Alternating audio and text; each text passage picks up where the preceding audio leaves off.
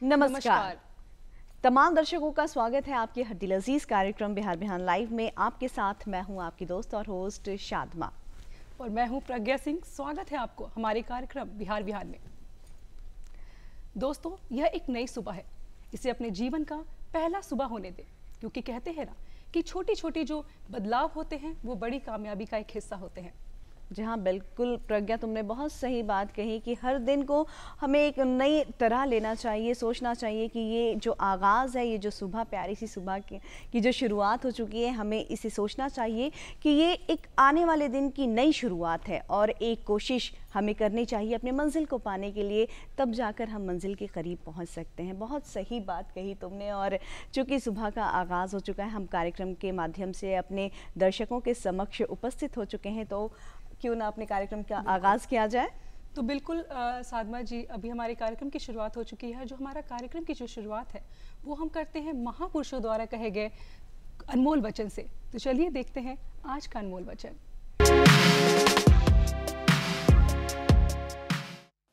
महात्मा गांधी ने कहा था, जब मैं सूर्यास्त और चंद्रमा के सौंदर्य की प्रशंसा करता हूँ, मेरी आत्मा उसके निर्माता के पूजा के लिए विस्तृत हो उठती है।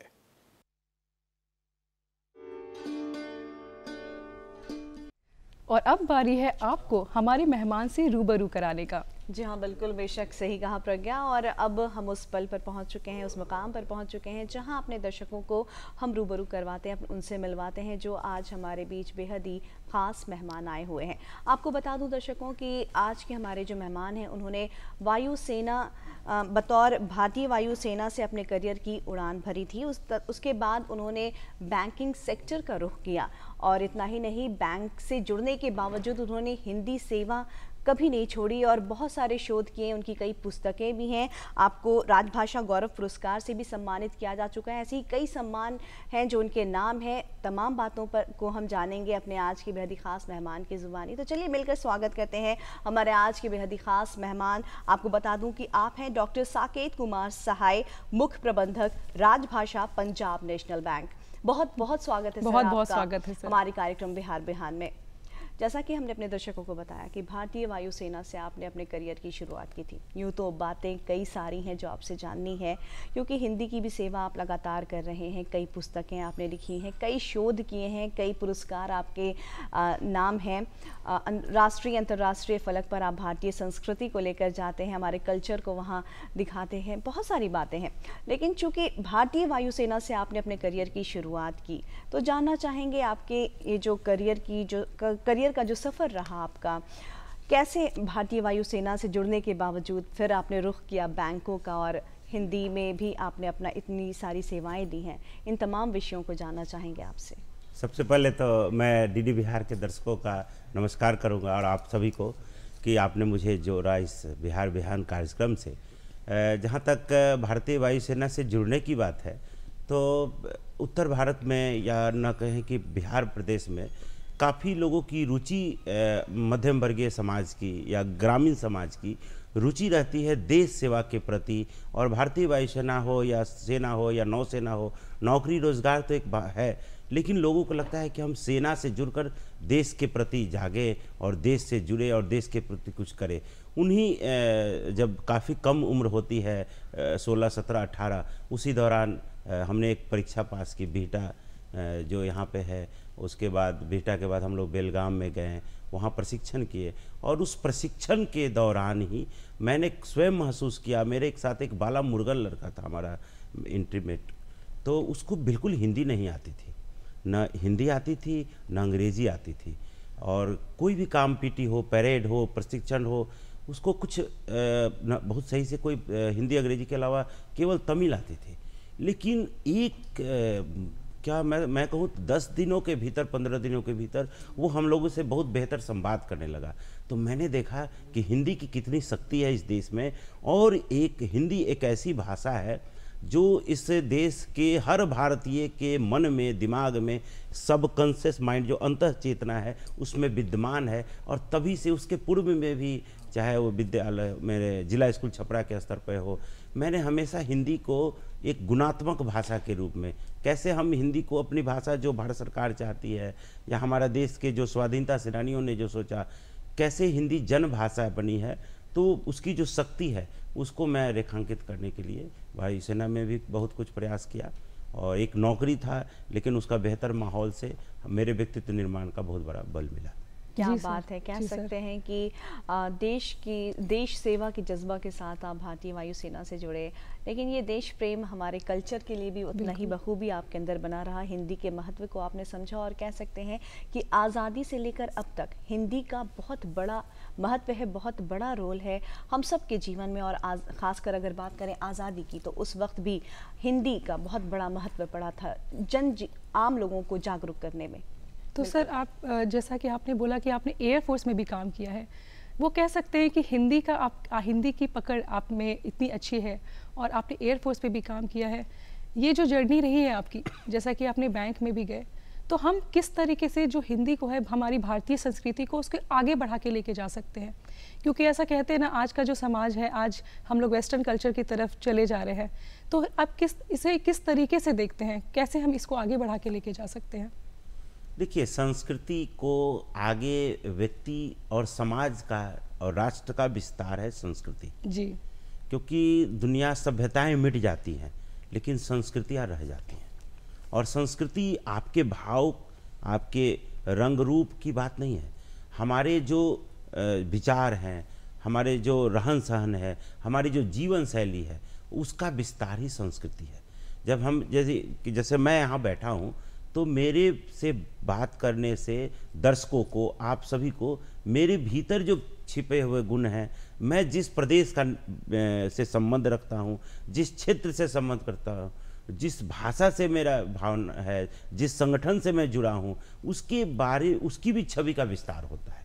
तो व्यक्ति यदि अगर सोचे कि संस्कृति केवल एक शब्द नहीं है, संस्कृति एक पूरे आपके व्यक्तित्व का, समाज का और भारत का विस्तार है। जैसे मैं अभी उदाहरण दूं, कल की बात है, परसों की, अजय बांगा को अमेरिका ने बोला कि भाई विश्व बैंक के वो अध्यक्ष हो गए। तो अजय बांगा के रूप में हम देखेंगे कि वो व्यक्ति जो सेंट स्टीफन से पढ़ कर जाता है और वो हिंदी भी जानता है, गुजराती भी जानता है, पंजाबी भी लेकिन वो विश्व बैंक तक पहुँचेगा तो उसे कहीं ना कहीं भारत और भारत की भी एक छवि आएगी। हम जो सोचते हैं कि भारत का भी विस्तार होगा, तो हम जब कहीं भी जाते हैं किसी भी संगठन से, तो हम ये सोचे कि राष्ट्र हमारे भीतर है। हम कुछ भी करेंगे तो हमारे परिवार समाज की भी बेहतर छवि है। यही देश प्रेम है। और ये देश प्रेम केवल काम नहीं है, देश प्रेम है कि हम जो काम करते हैं उससे मेरे बाद की जो पीढ़ी है, मेरा जो बच्चा है, मेरे जो संबंधी है, मेरे जो समाज के लोग हैं, उनको क्या लाभ होगा, वो कैसे प्रेरणा ले सकते हैं, वो कैसे सीख सकते हैं, यही है। जी हाँ, बेशक कह सकते हैं कि हमें देखकर ही आने वाली पीढ़ी सीखेगी और कल्चर जो है, हमारी जो संस्कृति है, वैसे ही तो आगे बढ़ती है।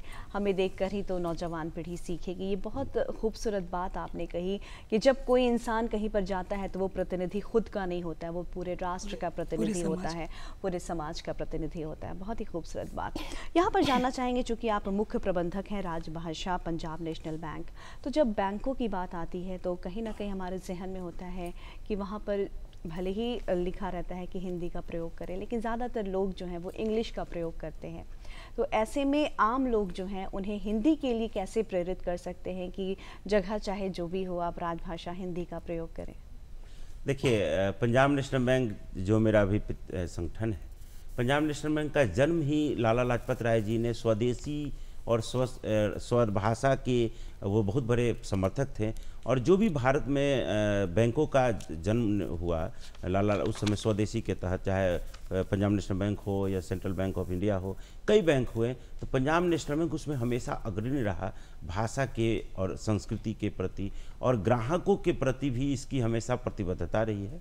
चाहे जब विभाजन हुआ उस समय भी बैंक ने पाकिस्तान जो पलायन उस समय हुए, उनके ग्राहकों का एक एक पैसा लौटाया। तो ये ग्राहक सेवा, लेकिन हमेशा यह हमारा बैंक जो है वो भाषा और संस्कृति से जुड़ा हुआ है। और इसमें हमारे यहाँ बैंक में राजभाषा के लिए जो भी सुविधाएं हैं, चाहे पासबुक प्रिंटिंग हो, चाहे ग्राहकों को जो फॉर्म है, वो सारी सुविधाएं हैं। हम हमारे बैंक के, लेकिन जो ग्राहक हैं, हमारी वेबसाइट पे सारे उत्पाद जो हैं, प्रोडक्ट हैं, उनकी पूरी हिंदी में जानकारी है। हमारा पूरा प्रयास रहता है कि चूँकि क क्षेत्र है, ख क्षेत्र है, हम सभी संवाद करें ग्राहकों से, क्योंकि बैंक जब तक जुड़ाव ग्राहकों से नहीं होगा, अपनत्व नहीं होगा, ग्राहक हमसे जुड़ेगा तभी जब वो हमारे प्रोडक्ट को समझेगा, वो हमारे व्यवहार से जुड़ेगा, हमारे बैंक से जुड़ेगा। मैंने बोला यहाँ भी एक संस्कृति है। जब हम पंजाब नेशनल बैंक से जुड़ते हैं तो जो भी ग्राहक है उसको लगेगा कि हमारा बैंक है, जो अच्छा करेगा तो उसको खुशी होगी। तो यहाँ भी एक संस्कृति है और यहाँ भी ग्राहक क्या है, ग्रहण करता है, दोनों एक दूसरे को ग्रहण करते हैं, दोनों एक दूसरे को स्वीकार करते हैं।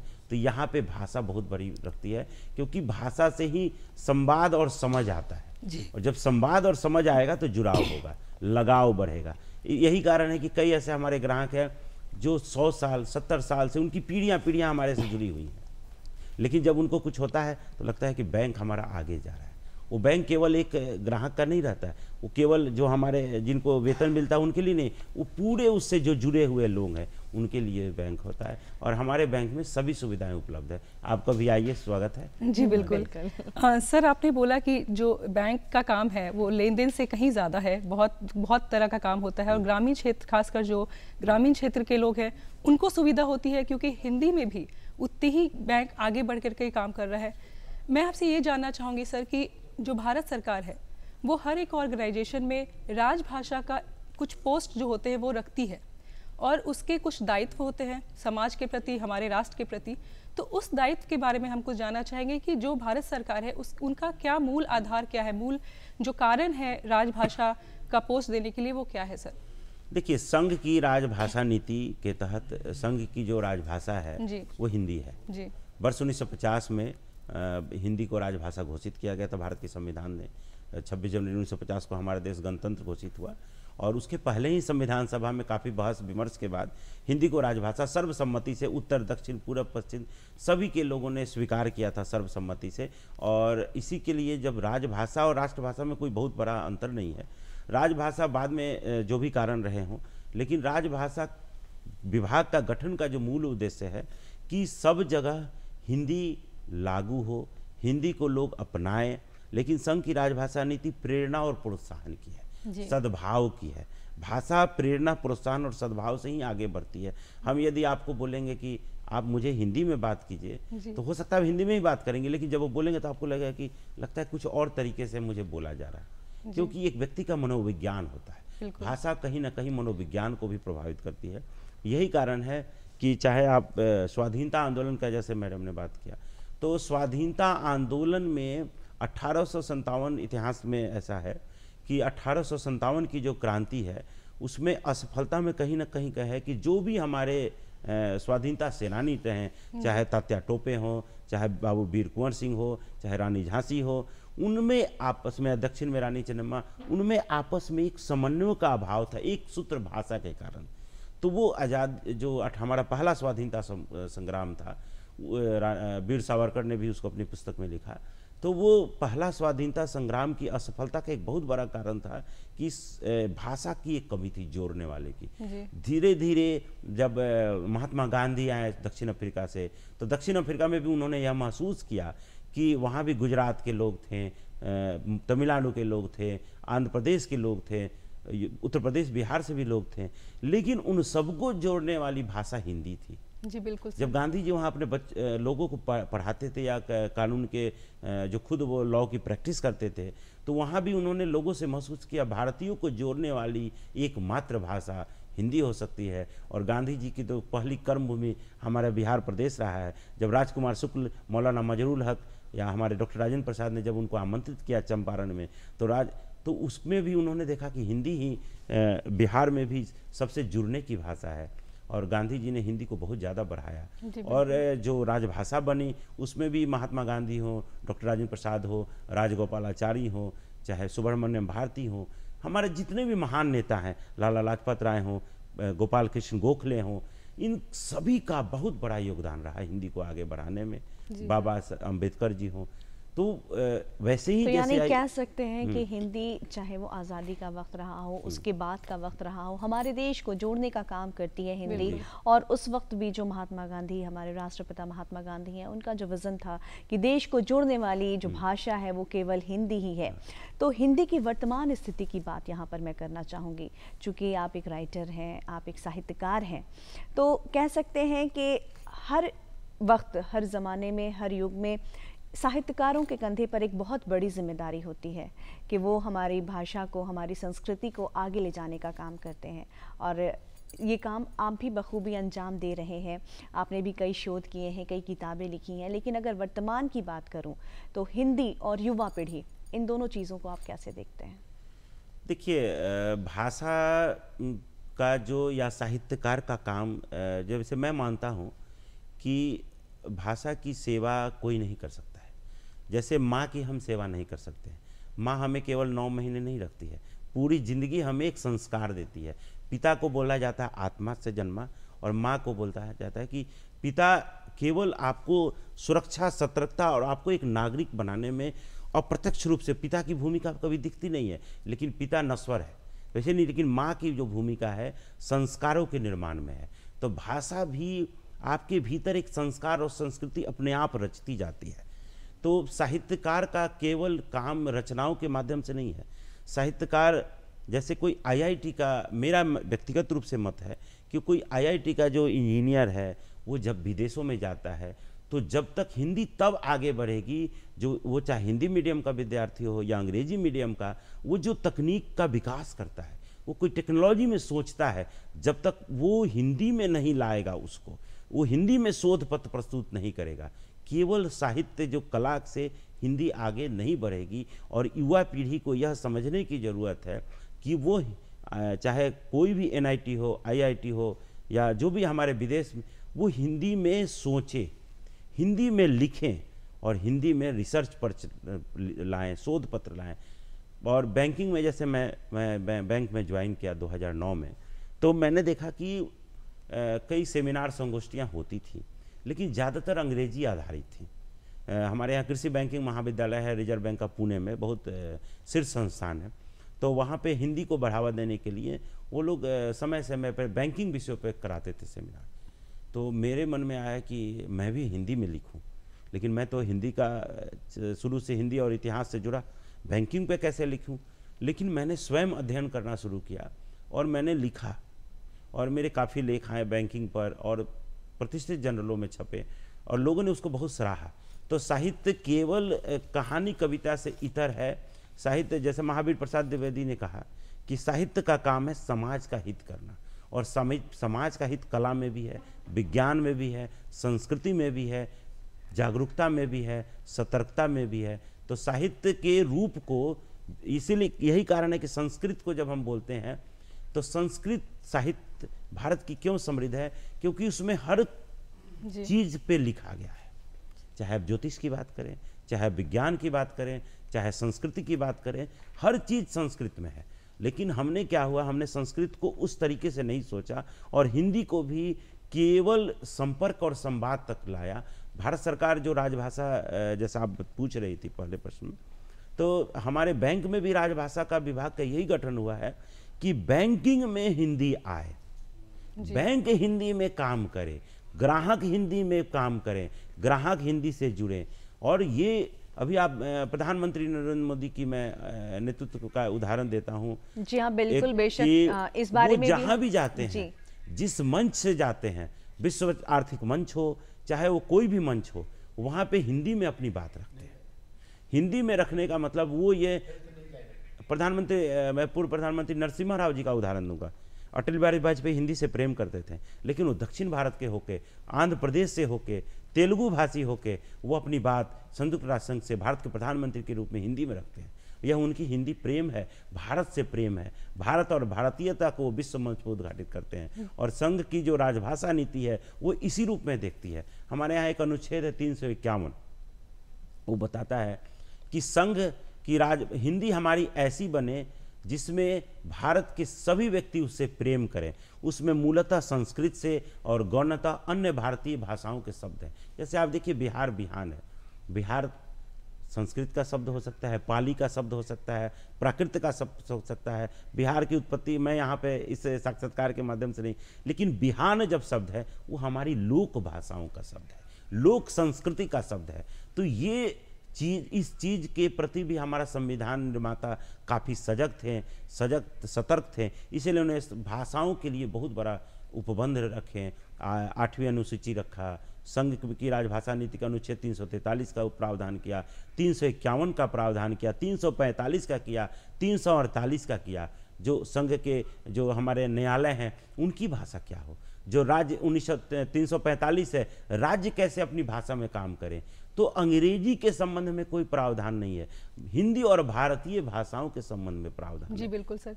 तो लेकिन हमें समझना पड़ेगा। जी, कह सकते हैं कि राजभाषा जो है वो एक प्रेम है और वो हमारे लिए एक जिम्मेदारी भी है, और हम सबको मिलकर के इस भाषा को, क्योंकि हमारा राष्ट्रभाषा, इसको आगे बढ़ा के लेके जाना चाहिए।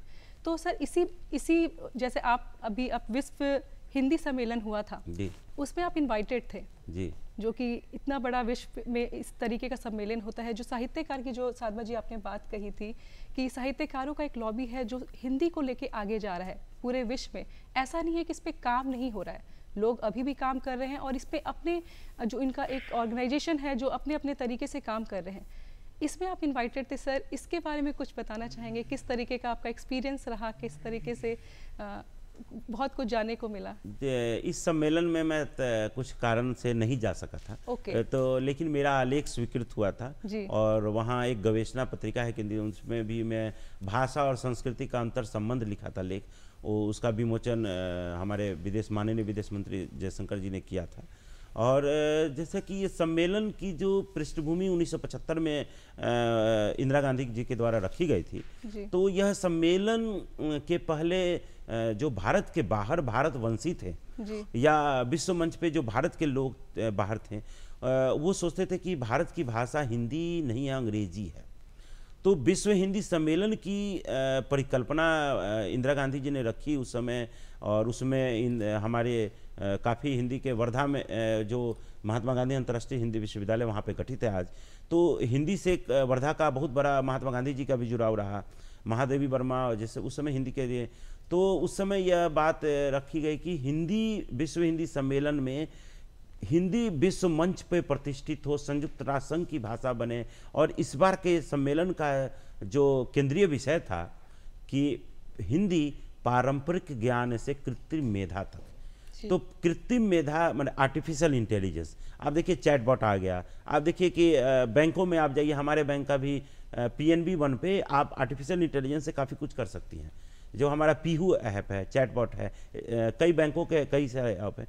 तो आप उन PNB 1 हमारा एक ऐप है, उसमें आप काफ़ी कुछ खुद कर सकती हैं, आपको बैंक के ब्रांच जाने की ज़रूरत नहीं है। तो ये आर्टिफिशियल इंटेलिजेंस आप देखती होंगी फेसबुक पेज पे आप जाती होंगी, तो जिन विज्ञापनों को या जिन मोबाइल पे आपने कभी सर्च किया वो आपको अपने आप दिखाने लगेगा। आप सोचेंगे कैसे आता है जी। तो मतलब माइंड, कंप्यूटर आपके माइंड को, दिमाग को रीड कर रहा है। तो हिंदी भी के हमारी जो भाषा है वो कंप्यूटर पे यूनिकोड के बहाने तो काफ़ी आगे आ गई, अभी और आगे जाना है। तो आर्टिफिशियल इंटेलिजेंस में का जो अभी आगे का युग है, तो उसमें हमारी भाषा अंग्रेजी या दुनिया की भारतीय अन्य भाषाओं के साथ कदम ताल करे। इसके लिए ज़रूरी है कि हम इस भाषा को कंप्यूटर पे, अपने सोशल मीडिया के मंचों पर, पुस्तक लेखन के माध्यम से हर जगह उतना ज़्यादा सोचे, सींचे और उस पर लिखे, तब चाहे कोई भी माध्यम हो, कला हो, विज्ञान हो, तकनीक हो, तो आर्टिफिशियल इंटेलिजेंस में भी हमारी भाषा आगे बढ़ेगी। और इस सम्मेलन का यही उद्देश्य था। जी बिल्कुल, कह सकते हैं कि मैं मॉरिशस में भी विश्व हिंदी सम्मेलन में गया था और वहाँ पे मैंने हिंदी विश्व और भारतीय संस्कृति पर लेख लिखा था जी। तो उसमें मैंने यह कई चीज़ों को उद्घाटित किया कि जैसे गाँव में आप जाइए, मैं खुद NCC का कैडेट था, तो वहाँ पे हमारे जब जाते थे राम राम जी बोलते थे। तो राम राम का मतलब कहने का है कि कि हमारी संस्कृति में राम केवल एक शब्द नहीं है, राम हमारे भारतीय संस्कृति के एक मर्यादा के परिवार को, संस्कृति को समझने के लिए, एक अनुशासन को समझने के लिए, व्यक्ति के कैसे एक चरित्र निर्माण के लिए हम उनको सीख सकते हैं। मैं आपसे ये जानना चाहूँगी कि जो भारत सरकार है वो कई प्रयास कर रही है हमारे हिंदी को और हमारे जो भी संस्कृत लैंग्वेज है उसको आगे बढ़ाने के लिए, तो इस बारे में क्या कुछ कहना चाहेंगे? जैसे अभी संस्कृत भी एक भाषा है जो कहीं ना कहीं विलुप्त होती जा रही है और हमारी जो भारतवासी हैं वो कहीं ना कहीं इस पे पीछे होते जा रहे हैं और वेस्टर्न कल्चर की तरफ बढ़ते जा रहे हैं। भारत सरकार कई प्रयास कर रही है, कई चीज़ें कर रही हैं, जैसे स्कूल उन्होंने खोला है और उसमें उन्होंने संस्कृत और कंप्यूटर दोनों को साथ मिला के एक बना करके उसको आगे रखा है। तो इस बारे में क्या कुछ कहना चाहेंगे? देखिए, मेरा हमेशा व्यक्तिगत तौर पे मानना होता है सरकार का काम है प्रयास करना जी, सरकार का काम है लागू करना, लेकिन योजनाओं की सफलता तब होती है जब उस योजनाओं से जन का जुड़ाव हो। जी, मैं बैंक से जुड़ा हूँ, जन धन योजना या उसके पहले स्वाभिमान के द्वारा भारत सरकार ने भी प्रयास किया था, लेकिन जन धन योजना की सफलता बैंकिंग क्षेत्र की सफलता है, क्योंकि बैंक का हर कर्मचारी सरकार को काफ़ी सहयोग किया और आज के करीब करीब 48 करोड़ जनधन खाते हमारे यहाँ हैं। पूरे बैंकिंग इंडस्ट्री की बात करें और पंजाब नेशनल बैंक का उसमें अग्रणी भूमिका है, क्योंकि हमारा कासा जो है, हमारा जो क्षेत्र है काफ़ी उसमें हम आगे हैं। और तो मैं बताऊंगा कि जो संस्कृति भी है वो हर आदमी के सहयोग से आगे आएगी। जैसे मैं संस्कृत भाषा की बात करूं तो हम लोग स्वयं सरकारी स्कूलों में मैट्रिक तक संस्कृत पढ़ते थे। मैं खुद अभी लेख लिखता हूं तो मेरे मन में आता है कि यदि जो हम लोग बचपन में संस्कृत के श्लोक याद करते थे, यदि आज उन श्लोकों को मैं और याद रखता तो मेरे लेख की गरिमा और भाषा और प्रांजल और प्रभावी होती जी। लेकिन हम लोगों ने संस्कृत को उतनी गंभीरता से नहीं सीखा जितनी गंभीरता से सीखना चाहिए। तो हमारे यहाँ क्या है कि भाषाओं को और अध्ययन को रोजगार से जोड़ दिया गया है, जबकि रोजगार से ज़्यादा कौशल निर्माण की ज़रूरत है। यदि हम होंगे तो व्यक्ति को यदि ईश्वर ने स्वस्थ बनाया है तो वो अपने पैरों पे खड़ा हो जाएगा और अपने कर्म भाग्य से बेहतर करेगा। मैं स्वयं मेरा गांव हुआ छपरा में भूसाव, मैंने वहाँ प्राथमिक विद्यालय ग्रामीण स्कूल से की सरकारी से, फिर मैं छपरा जिला स्कूल से जुड़ा जो हमारे प्रथम राष्ट्रपति डॉक्टर राजेंद्र प्रसाद का भी स्कूल है। मुझे गर्व है इस बात का कि मैं उस स्कूल से पढ़ा हूँ और मैं हमेशा जहाँ कभी मुझे मौका मिलता है मैं डॉक्टर राजेंद्र प्रसाद को नमन करते हुए उनसे सीखता हूँ और बिहार के लिए भी ये गौरव हैं वो। तो ये मैं बताऊंगा कि सरकारी स्कूल से ज़्यादा ज़रूरी है कि जो बच्चा जिस परिवेश में जा रहा है वहाँ माँ बाप सजग रहें जी। और जो किताब पढ़ रहा है उसके प्रति भी सजग रहें। जैसे पहले माँ बाप अनपढ़ होते थे, कम पढ़े लिखे थे, लेकिन शिक्षक जिम्मेदारी लेता था। शिक्षक के मन में ये भाव होता था कि हम जिस बच्चे को पढ़ा रहे हैं वो मेरा बच्चे से बढ़ के है, वो राष्ट्र के लिए कल को नागरिक बनेगा और मेरी प्राथमिक जिम्मेदारी है कि हमारा बच्चा जो छात्र है वो मेरे से बेहतर बने। हर शिक्षक का ये सपना होता था, आज भी है, लेकिन कहीं ना कहीं माँ बाप, शिक्षक, सबके परिवेश में बदलाव आया है, सबकी सोच में बदलाव। व्यक्ति जो है अब केवल अपने में सीमित होते जा रहे हैं। यही पश्चिमी संस्कृति है। भारत की जो संस्कृति है वो सबसे जुड़ने की बात करती है, वसुधैव कुटुंबकम की बात करती है। लेकिन क्या आप पटना में सोचिए, क्या हम आपस में अपने पड़ोस से उतने जुड़ते हैं जितना पहले के लोग जुड़ते थे? यही पश्चिमी संस्कृति है। पश्चिमी संस्कृति आपको स्वयं के भीतर कर रही है, आपको मोबाइल के भीतर कैद कर रही है, आपको समाज से दूर कर रही है। और भारत का विस्तार तब है जब आप लोग से जुड़ेंगे। बैंकिंग भी यही कहता है, जो भारत के हर संगठन है, हर लोग हैं। महात्मा गांधी की लोकप्रियता क्यों है? क्योंकि जन जन तक है। आपको प्रधानमंत्री नरेंद्र मोदी की लोकप्रियता क्यों है? क्योंकि उनकी एक राष्ट्रीय नेता के रूप में जब वो संवाद करते हैं हिंदी के माध्यम से तो वो लोगों तक ज़्यादा पहुँचता है जी। भारत के बाकी नेता भी यही प्रयास करें तो उनकी भी हिंदी के माध्यम से सशक्त होगी। और हिंदी का और संस्कृति, अब जो आपने संस्कृत के बारे में बोला कि पठन पाठन की, यह सरकार का भी कर्तव्य है कि वह संस्कृत को उस स्तर तक लागू करे जिस स्तर तक भाषाओं के रोजगार से, कौशल निर्माण से जोड़ने की ज़रूरत है, उनको अद्यतित करने की ज़रूरत है। जैसे वेद में जो अथर्ववेद, सामवेद, ऋग्वेद की हम बात करते हैं, उसको धर्म से मत जोड़िए।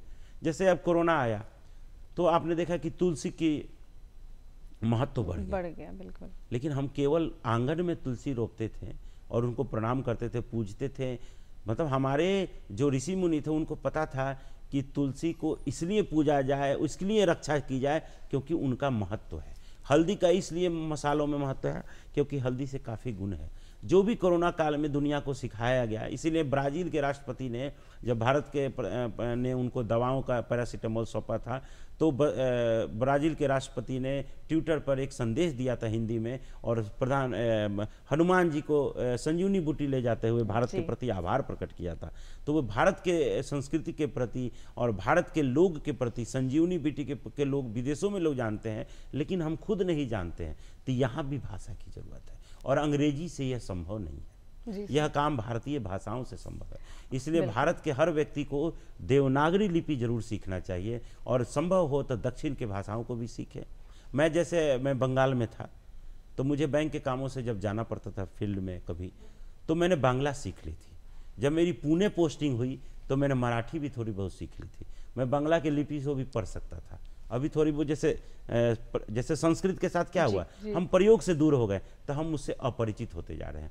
तो भाषाएं न कठिन होती हैं न शब्द कठिन होते हैं, उनका प्रयोग करना पड़ता है। आपको हमको भी अंकल को छोड़ना पड़ेगा, चाचा और चाची को लाना पड़ेगा, बुआ को स्थापित करना पड़ेगा। अपने घर में माहौल में लज्जा से, शर्म से अपनी भाषाओं को नहीं देखना पड़ेगा, प्रेम से देखना पड़ेगा, तभी हम आगे ला पाएंगे।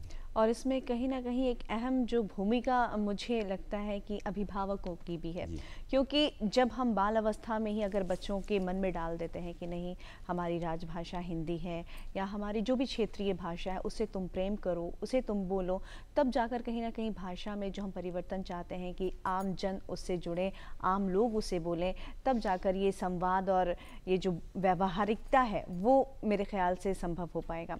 यहाँ पर मेरा सवाल है, चूँकि आपने जिक्र किया था अपने स्कूल डेज़ के बारे में, आपने बताया था कि आप गांव के एक सरकारी स्कूल से पढ़े हैं, तो आज के लोगों को, अभिभावकों को भी ये जानना बेहद ज़रूरी है कि एक सरकारी स्कूल से भी जब एक छात्र पढ़कर निकलता है तो वो इस मुकाम तक पहुंच सकता है और हिंदी भाषा को अपनाकर अपने करियर में एक नई उड़ान भर सकता है। चाहेंगे कि आप अपने स्कूल का जो सफ़र था वो बताएं, अपने स्कूल के बारे में बताएं, अपने स्कूल डेज़ के बारे में बताएं।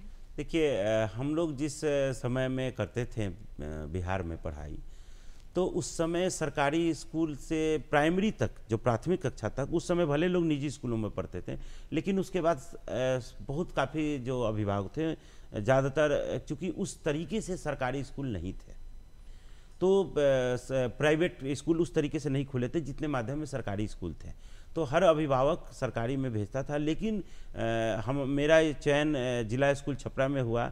मुझे याद है 6ठी कक्षा में 800 लोग छात्र जो अपियर हुए थे, शामिल हुए थे, और कुल 80 विद्यार्थियों का चयन हुआ था। तो मेरे पिता या जो भी गर्व से बोलते थे कि मेरा बेटा जिला स्कूल छपरा में पढ़ता है। तो उस सरकारी स्कूल का भी उस समय एक ऐसा उसकी ये थी कि जिला स्कूल का अपना गरिमा थी और काफ़ी बड़े बड़े पदाधिकारियों के बच्चे भी पढ़ते थे।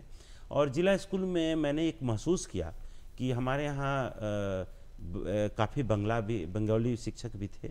तो भारत की जो बिहार की पृष्ठभूमि थी, बिहार बंगाली हो, पंजाबी हो, मारवाड़ी हो, तो बिहार का एक कल्चर था कॉस्मोपॉलिटन उस समय भी छपरा में। तो मैंने अपने शहर में देखा कि उस समय में हमारे शहर के सबसे बड़े वकील थे शिवाजी राय आयदे साहब। तो वो बाहर चले गए। तो कई लोग बाहर में सोचता है कि बिहार में बाहर के लोग नहीं हैं, लेकिन हमारे छपरा शहर के सबसे बड़े वकील जो हैं वो मराठी थे। तो कहने का मतलब है कि हर प्रदेश जब उन्नत होगा, समृद्ध होगा, तो बाहर के लोग भी हर जगह निवास करते हैं। बिहार के लोग ही हमारे यहाँ भी, मतलब बिहार में भी लोग काफ़ी बाहर से हैं, तो इसलिए मैंने बोला। और जिला स्कूल में भी काफ़ी बंगाल के भी शिक्षक थे और वो हमें काफ़ी अच्छा ज्ञान दिए, काफ़ी अच्छा संस्कार दिए। हमारे गुरु थे अमियानाथ चटर्जी, उनको मैं स्मरण करूँगा, अभी हमारे जीवित हैं वो। तो वो उन्होंने काफ़ी जो को करिकुलर एक्टिविटीज़ था, जो अंतर सांस्कृतिक गतिविधियाँ, विजय कुमार पांडे संस्कृत के और हिंदी के हमारे शिक्षक थे, काफ़ी हमें स्नेह करते थे। तो जो हिंदी की और जो प्रेम था उनका बड़ा मेरे भीतर जो बीज डाला गया, तो तो उनसे मैंने बहुत सीखा।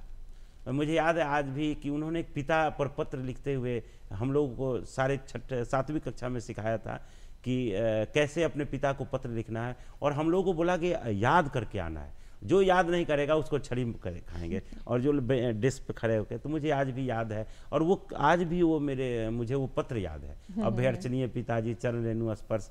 तो इस प्रकार के शब्दों का वो प्रयोग करते थे, तो हमारे भीतर एक संस्कृति बनी। और मैं अभी आपको बताना चाहूँगा कि जिला स्कूल में मैं जब मैं 8वीं कक्षा का छात्र था तो जिला विज्ञान प्रदर्शनी हर साल होता था। तो जिला विज्ञान प्रदर्शनी में मेरे प्रदर्श को स्वास्थ्य विज्ञान संस्था को पूरे कमिश्नरी स्तर पर प्रथम पुरस्कार प्राप्त हुआ था, और मुझे इसके लिए स्कूल में भी सम्मानित किया गया था उस पर। तो मेरे भीतर जो एक आगे बेहतर करने की ललक है उसे जगी थी।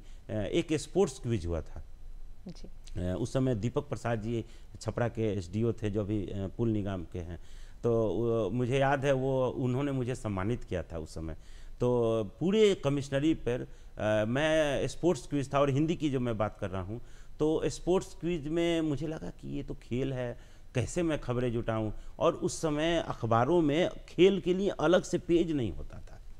तो मेरे घर में प्रारंभ से ही मेरे पिता अखबार मंगाते थे, तो हम लोग खूब पढ़ते थे अखबारों में। और मेरे बाबूजी बोलते थे कि जो भी महत्वपूर्ण घटनाक्रम है उसको डायरी में लिखो। बात कर रहे थे आपके स्कूल जर्नी के बारे में, इससे पता चलता है कि आपका जो हिंदी के प्रति जो प्रेम है वो आपके व्यक्तित्व में दिखता है, आपकी जर्नी में दिखता है। तो उसके बारे में और क्या कुछ कहना चाहेंगे? धन्यवाद। देखिए, हिंदी के प्रति जो प्रेम है, मैं उसको समझता हूँ कि ये भाषा का प्रेम है, कला साहित्य संस्कृति से प्रेम है, और देश के प्रति प्रेम है जी। और मैं इसके लिए अपने माँ, बाबूजी, मेरे बड़े भैया, मेरे जो भी मंझले भाई हैं, और अपने पत्नी, सबका मैं आभार प्रकट करूंगा। अपने बहनों का, जो मैं अभी विज्ञान प्रदर्शनी की बात कर रहा हूं, तो उसमें मेरे बड़े भैया और मेरी बहनों का बहुत बड़ा योगदान रहा। स्पोर्ट्स क्विज में जो मैं जीता, तो उसमें मेरी अपनी मेहनत और एक घर का माहौल का भी मैं कहूँगा। और मेरे दोस्त रहे, मैं स्कूल से मैं अकेला जा रहा था, फिर टीम बनी, हमारा एक मित्र था, उन लोगों के साथ मैं गया। तो ये स्कूल की भी बात है। और स्कूल कॉलेज जो है, उसके बाद कॉलेज आया तो मैं फिर चला गया भारतीय वायुसेना में, BA पार्ट 2 कर रहा था तभी मैं राजेंद्र कॉलेज से। उसके बाद मैं कॉलेज में से मैं भारतीय वायुसेना में गया।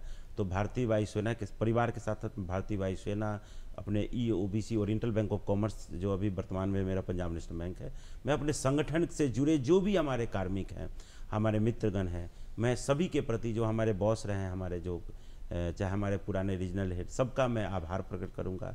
हमारे वर्तमान में भी पूर्णचंद बेहरा जी हैं, तो कह सकते जो हमारे जो अभिभावक हैं हमारे, उन सबका बड़ा सहयोग रहता है हमारी मजबूती में। क्योंकि व्यक्ति तब आगे बढ़ता है जब परिवार और संगठन उसको सपोर्ट साथ देता है। जी बिल्कुल। तो मैं अपने संगठन का भी, पंजाब नेशनल बैंक के प्रति भी हृदय से आभार प्रकट करता हूँ, भारतीय वायुसेना के प्रति, ओरिएंटल बैंक ऑफ कॉमर्स के प्रति, कि मैं आज जो भी हूँ, और अपने माँ बाप, बड़े भाई बहन, सबके प्रति कह सकते हैं कि चरित्र निर्माण, व्यक्तित्व निर्माण में घर की, समाज की एक अहम भूमिका होती है। सर, बात को आगे बढ़ाते हुए हम आपसे ये जानना चाहेंगे कि आपकी बहुत सारी जो पुस्तकें वो प्रकाशित हुई हैं, जिनमें इलेक्ट्रॉनिक मीडिया, वैश्वीकरण एवं हिंदी का विकास प्रमुख है। आपको राजभाषा गौरव सम्मान से भी सम्मानित किया जा चुका है, और काफ़ी सारी उपलब्धियां आपको हासिल हुई हैं। तो आपके इस जर्नी में कुछ पल साझा करना चाहेंगे जो आपको अभी भी याद है, जो आप हम और हमारे दर्शकों से साझा करना चाहते हैं? प्रज्ञा, जब तुमने साझा करने की बात कही है, तो मुझे यहाँ पर एक पुस्तक दिख रही है जो साकेत सर शायद हम सबों को दिखाने के लिए लेकर आए हैं। तो मैं चाहूँगी कि हम उस किताब के बारे में भी क्यों ना जिक्र करें।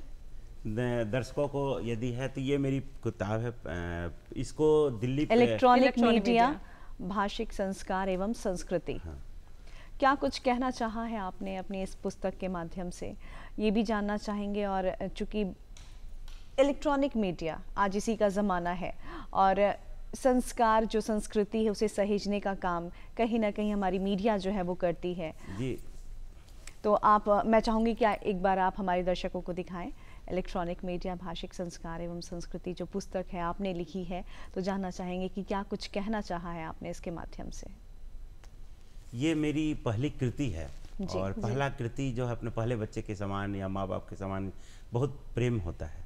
तो मैंने इस पुस्तक को, जब मैंने PhD किया एयरफोर्स में जब था मैं, तभी मैंने रजिस्ट्रेशन हुआ था, प्री PhD टेस्ट पास किया था छपरा जयप्रकाश विश्वविद्यालय से, हमारे गुरु डॉक्टर वीरेंद्र नारायण यादव के अंडर में। तो मैंने एक चीज़ देखा कि मीडिया केवल इलेक्ट्रॉनिक मीडिया केवल चैनल नहीं है, वो एक भारत के परिवारों में एक संस्कृति का निर्माण कर रहा है और हिंदी की उसमें बहुत महत्वपूर्ण भूमिका है। और मैंने पीएचडी किया और मुझे गर्व है इस बात का और काफ़ी कि मैं गैर अकादमिक क्षेत्र का होते हुए मैं भारत में पहला व्यक्ति हूँ जो इलेक्ट्रॉनिक मीडिया और हिंदी पर शोध पत्र प्रस्तुत किया। मेरे से संभवतः पहले कोई और नहीं किया था। 2013 में मैंने शोध पत्र छपरा जयप्रकाश विश्वविद्यालय से प्रस्तुत किया था और इस शोध की काफ़ी सराहना हुई। और ये पुस्तक जो अभी है इसको अभी हाल ही में दिल्ली पब्लिक लाइब्रेरी जो संस्कृति मंत्रालय का संगठन है उससे इसको साहित्य स्वीकृति सम्मान से नवाजा गया।